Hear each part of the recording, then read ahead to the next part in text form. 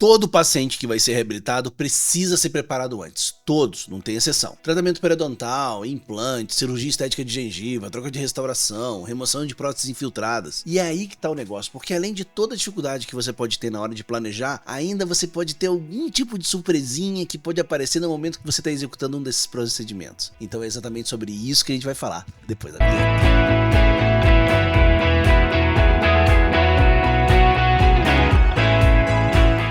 Primeira coisa aqui, deixa eu já te avisar para você poder reservar aí na sua agenda que sexta-feira, dia 29 de novembro, pode fechar aí, tua agenda do dia inteiro, das 8 da manhã até aí 6, 7 horas da noite, porque você vai ter um compromisso comigo e com a Milene para poder reabilitar essa paciente aqui ao vivo em um dia só em resina composta. Então vai lá, save the date, fecha a sua agenda para você não perder esse dia e nada daquilo que a gente preparou para você. E assim, ó, é exatamente essa paciente que está sendo aqui preparada para uma reabilitação, essa que você vai acompanhar no dia 29/11, e durante essa avaliação inicial dessa paciente foi detectado, clínica e radiograficamente, que a coroa metalocerâmica do dente 34 estava mal adaptada na vestibular e também na distal. Então, se tem uma falha, se tem um problema, eu preciso corrigir esse dente, essa restauração, antes de fazer a minha reabilitação. E quando eu removo essa coroa, eu me deparo nesse dente com uma cárie bem grande que não estava aparecendo no raio-x. Aí já vem na minha cabeça vocês, porque vocês que estão aí assistindo, tem dentista, tem paciente, vocês estão sempre me pressionando, perguntando sobre longevidade desses casos que a gente faz sem pino e sem coroa, né? Tudo baseado em adesão. E a gente tá aqui com uma coroa metalocerâmica com um núcleo metálico fundido que falhou depois de um pouquinho mais de um ano depois que ela foi feita. E esse tipo de prótese é que tem a maior taxa de sucesso em 10 anos. É acima de 97%, com artigos mostrando taxa de sucesso de 98, 99% em 10 anos. E como assim? Depois de só um ano, essa prótese já falha. E ó que essa paciente também tinha uma outra coroa feita na mesma época que também já estava fraturada. O que aconteceu? Será que tipo assim, ela deu azar? Porque esses 3 dentes dela, é isso mesmo, tá 3, porque teve mais um terceiro também que estava falhado, que foi feito na mesma época que também já falhou. Será que esses 3 dentes tá naquela faixa ali daqueles 3% que sempre falha? Ou o problema é o dono daquela mãozinha que tá segurando a alta rotação?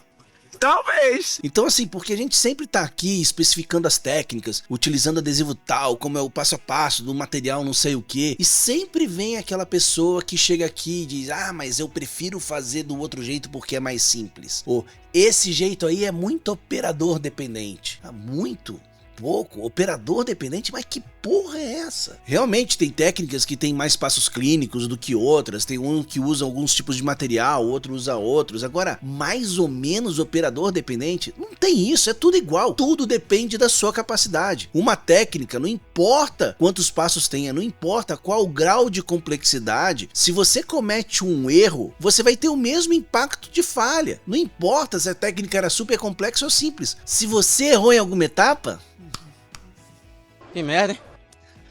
Mas esse aqui tem muito mais etapas, a chance de você cometer um erro é muito maior. Foda-se. Teoricamente sim, mas assim não se engana com o que eu tô falando, por favor, presta atenção. É importante realmente a gente descobrir formas mais simples de chegar no mesmo resultado, mas a gente tem que chegar no mesmo resultado, com o mesmo nível de qualidade. Não é parecer, não, é na mesma qualidade, no mesmo resultado. Porque se não for, e já me desculpa se alguém fosse ofender, mas pra mim tá parecendo mais isso como uma desculpa de preguiçoso, que quer menos trabalho, que quer fazer mais rápido, que se satisfaz com resultados suficiente ou no máximo tão bom quanto. Não, cara, vamos ser sinceros, custa dinheiro, custa tempo se capacitar tecnicamente. E para aquela pessoa que estuda, a evolução vai ser sempre constante. Você sempre vai estar se doando, mas você vai estar sempre atendendo e você sempre vai estar fazendo melhor. Sempre que você for executar um procedimento, você sempre vai estar melhor do que da última vez. Mas você precisa se investir nisso. Agora, tem aquele tipo de gente que sempre só quer simplificar. Quer ver? Vou te dar um exemplo. Tipo, sabe aquela sogra que gosta de cozinhar final de semana, sempre? Começar preparando esse peru gostoso aqui.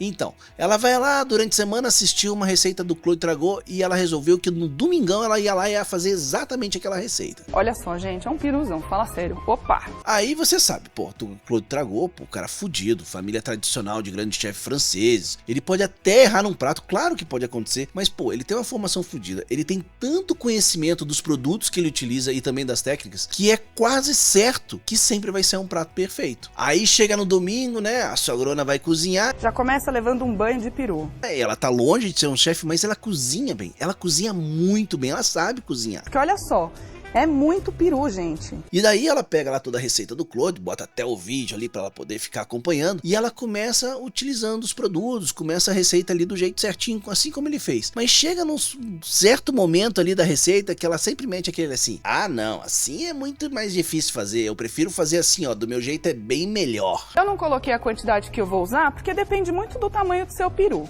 Cara, pode até ficar bom o que ela faz, mas certamente não vai ficar como original. E o risco de dar merda vai ser naturalmente muito maior. Olha que lindo o bichinho do Rafa.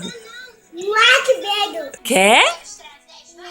A falta de uma correta capacitação, e daí se você une isso a não seguir corretamente as orientações técnicas, esses são os nossos maiores problemas. Essa é a receita do erro. E eu vou te dar um exemplo para isso, assim, mais da nossa área mesmo, tá? Então, esse aqui, ó, é o Clearfiel SE Bond. Um adesivo que é considerado um dos melhores que você pode ter aí no seu dia a dia do seu consultório. E ele já vai mostrar como o dentista, ele pode ser realmente descuidado. Porque muitos sequer lê a bula do produto. Ou se lê, não lê com atenção. Eu já perdi a conta de quantos dentistas eu já tive que chamar a atenção que o Clearfiel ele tem que ser armazenado na geladeira. Tá ali na bula, ó. Tem que ser refrigerado de 2 a 8 graus Celsius. Ah, mas na dental ele não fica na geladeira. Realmente, né? E se eu tivesse uma dental, eu juro, eu ia deixar ele na geladeira. Assim como qualquer outro produto que tem que ser em temperatura mais baixa. Só que também a gente tem que entender que esse produto ainda tá lacrado. É uma outra situação. Diferente de quando você tá no consultório, onde você já começa a abrir o produto para poder utilizar. E assim, tá certo que às vezes a bula, né, passa alguns passos clínicos, por exemplo, que não necessariamente são os ideais. Como, por exemplo, no caso da evaporação do primer. Se a gente for ver a bula do Clearfiel, ele nem fala sobre isso. E tem vários outros adesivos que chegam a falar que a evaporação do primer deve ser 5 segundos. Só que a gente já tem aí uma vasta comprovação científica mostrando que o primer ele deve ser evaporar esse solvente entre 15 a 30 segundos, porque isso tem impacto direto na estabilidade das forças de adesão, consequentemente na longevidade. Então isso já poderia estar atualizado na bula, essa recomendação já poderia estar ali presente. Mas mesmo que isso não esteja na bula, essa é uma informação que o dentista deveria buscar, deveria saber. Mas ainda assim, se o dentista pelo menos lesse a bula, lesse com atenção e seguisse o que tá ali, já ia ajudar muito. Porque tipo assim, lendo a bula do Clearfiel, você vai ver que você não pode esquecer de dar o like. Tá escrito ali, ó, deixa o like. E ainda tá dizendo por que é tão importante você fazer isso. Ele também diz ali para você não esquecer de fazer a sua inscrição no canal. E ali mais embaixo também diz as vantagens de você ser membro do nosso canal aqui do YouTube. E ainda, olha ali, ó, também tá agradecendo os nossos membros. E voltando, por que é importante, por exemplo, essa questão do armazenamento aí na temperatura correta? Por conta do tipo de solvente que esse adesivo tem. Alguns solventes que possam ter em alguns adesivos, eles são extremamente voláteis. E a temperatura mais baixa vai ajudar a manter eles mais estáveis para não degradar seu adesivo. Então armazenar ele do jeito certo faz esse adesivo durar mais tempo, manter melhor as suas características para quando você poder utilizar, né? Porque, por favor, a maioria aqui já está formado há muito tempo.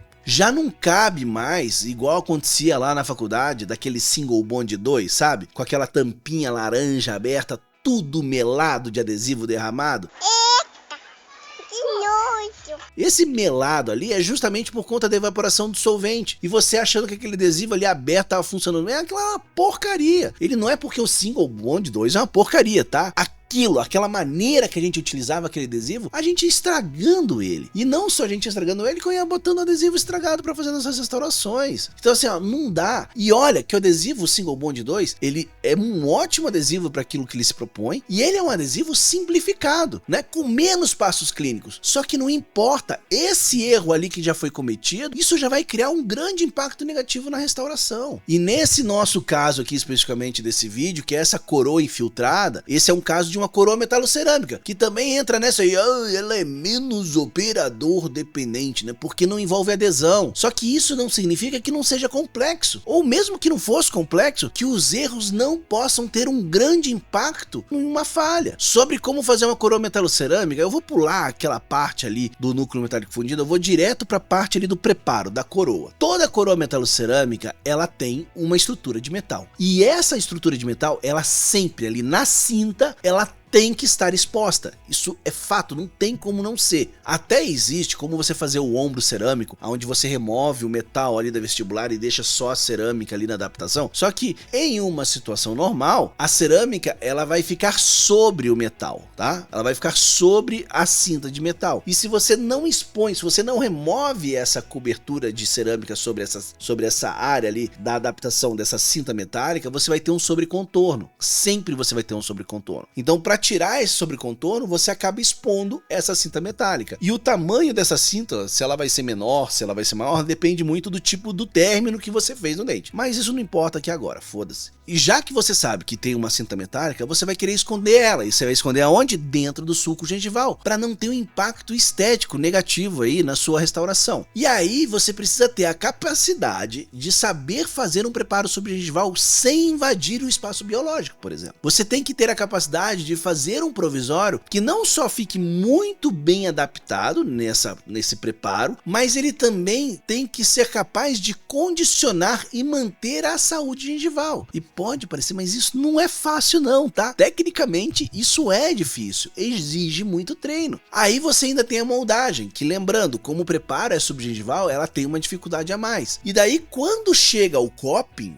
e você precisa provar, porque primeiro vem só o cupping, ou pelo menos deveria vir só o cupping de metal para você poder provar. Não é só assim, não, coloquei ali, ele tá encaixadinho, a adaptação parece boa. Não, você também tem que entender como ela tá ali, ó, todinha adaptada em todas as áreas e também entender se esse cupping metálico tem em toda a sua forma a espessura mínima ideal desse metal. Você já vai entender por quê. Aí depois você vai lá fazer a moldagem de transferência, aí vem a cerâmica. Nessa consulta você tem que ajustar contato oclusal, você tem que ajustar contato proximal, você tem que fazer a remoção daquele excesso de cerâmica que tem no término da sua coroa, que vai acabar expondo aquela cinta metálica, e daí você tem que mandar isso de volta para polimento, ou às vezes para glaze, antes de você fazer a cimentação. Se a gente for avaliar essa coroa que foi feita, essa coroa que falhou, você vai ver assim, primeiro, esse preparo está totalmente supragengival. Aí depois, a cinta metálica ela não está exposta, ou seja, você tem um excesso ali, um sobrecontorno no formato dessa coroa.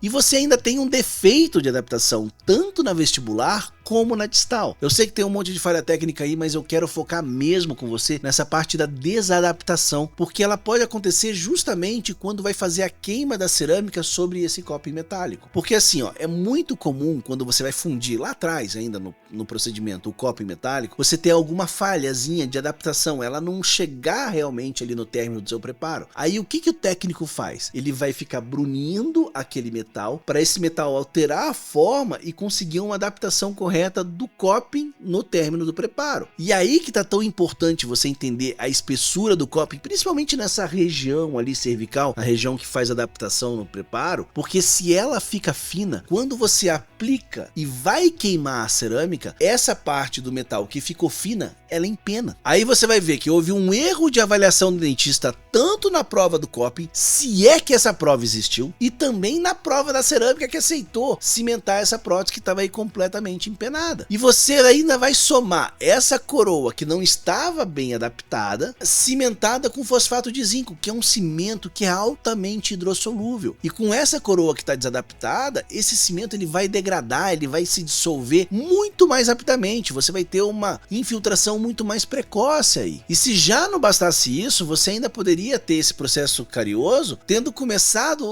lá por conta de um provisório que também estava mal adaptado, que houve uma infiltração, e daí você teve um processo de desmineralização na dentina desse preparo, só que você não percebeu. E daí ele só vai dar uma repercussão disso depois, quando a coroa já estava cimentada. Então isso aqui eu só dei uma pincelada e você já conseguiu observar quantos riscos você tem, né? Quanta complexidade que você tem nesse procedimento, que muitos dizem que é menos operador dependente, porque não tem adesão, porque não tem tantos produtos para você poder utilizar. Pode parecer muito mais complexo hoje para você que não faz ou ainda não está acostumado, não está na sua rotina, fazer o isolamento absoluto para fazer um preparo. Mas se você começa a fazer o isolamento para preparar, você vai ver, por exemplo, que é muito mais fácil você expor completamente as margens do seu preparo, que é muito mais fácil você visualizar todo esse término, o tecido cariado, para você poder fazer um preparo muito mais adequado para o seu paciente, muito mais conservador. E por mais que você possa achar que a adesão seja muito complexa, que tenha muitos passos, mas o adesivo adesivo e a resina composta, eles são fundamentais, ainda mais para um caso como esse, para justamente reconstruir todo esse tecido cariado que foi removido desse término aí, desse preparo, alterando também a posição dessas margens, colocando elas mais supragengivais, melhorando o formato do preparo, e mais importante do que isso é o selamento de toda essa dentina que está no preparo, porque toda essa dentina que está ali é muito mais suscetível ao processo de desmineralização. E se você faz a adesão, mesmo que ela seja difícil, mesmo que ela seja complexa, você vai selar toda essa dentina, você vai proteger toda essa dentina e evitar que um problema como esse acabe acontecendo. E além disso, quando você recobre toda essa dentina exposta com adesivo e resina, né, que são os processos de IDS e resin coating, você vai conseguir possibilitar ter uma adesão muito mais forte e estável, comparando quando essa prótese ela é cimentada diretamente na dentina. De novo, pode parecer mais complexo trabalhar de uma forma adesiva, mas isso é uma questão de adaptação, de entender, de treinar, de se capacitar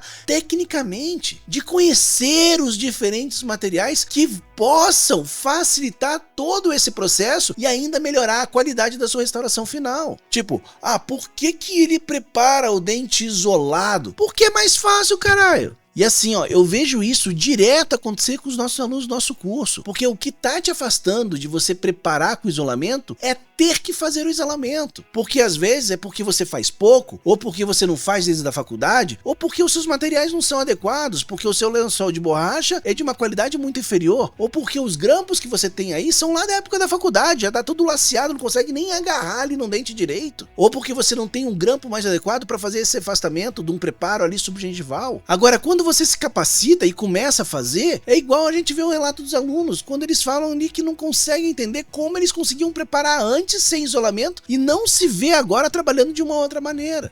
Renato, mas a técnica é muito complexa. Pode até ser, mas o problema não é ela ser complexa, é você não querer aprender, você preferir o ordinário. Eu sempre falo sobre como nós, como dentistas, usamos materiais adesivos com técnicas para restaurações retentivas, né? Então estou utilizando um tipo de material, utilizando uma outra técnica completamente diferente daquele material que eu estou usando. Mas isso, sério, já deu para resolver esse tipo de problema. Agora tá na hora de procurar realmente se aprimorar, de conhecer, de aprender a se capacitar tecnicamente e não ficar arranjando mais desculpa para procurar um suposto caminho mais fácil, porque não é um caminho mais fácil, é uma desculpa. Como eu já disse, não importa se essa técnica for simples ou se ela é complexa, se você não tiver realmente capacitado, o erro vai levar ao mesmo resultado, vai dar merda. Me desculpa se eu exagerei nessa parte, mas realmente isso é como eu tô me sentindo agora, é como eu me sinto quando eu me deparo com casos como esse. Olha esse dente como tava, ignora aquela cárie ali, imagina esse preparo rígido, olha só, completamente supragengival, olha a quantidade de dentina nesse preparo. Certamente, se esse cara tivesse feito o curso No Post No Crown, nem a